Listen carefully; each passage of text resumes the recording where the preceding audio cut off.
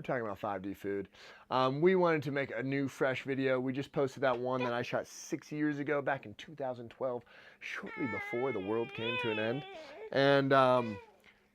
And so now we want to check in with you, tell you where we're at now. In a lot of ways, we're still eating a very similar way, where you're very much Weston A. Price inspired. He was a dentist back in the 1930s that looked at a lot of traditional cultures.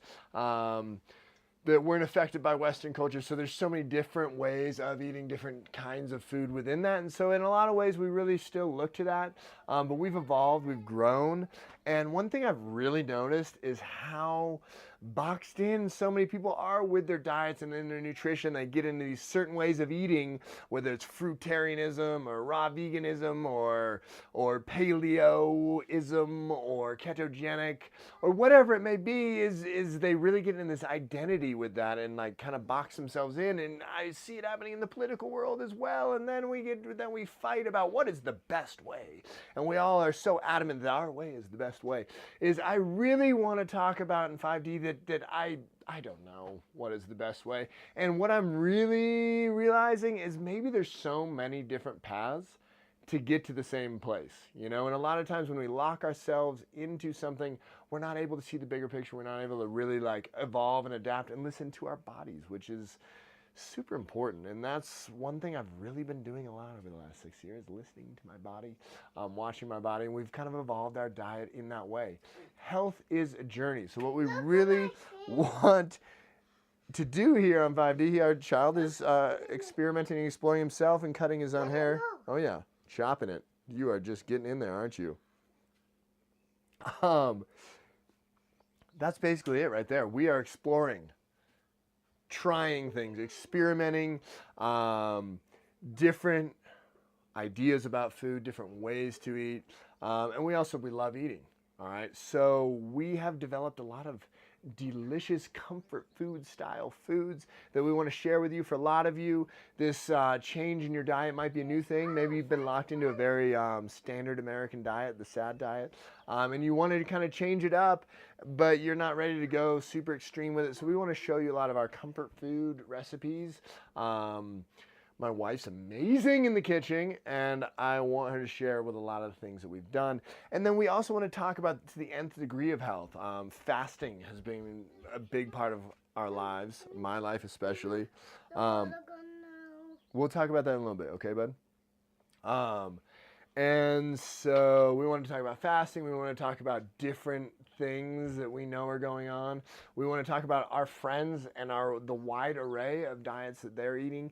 And yeah, we also realize that health is so much more than food, right?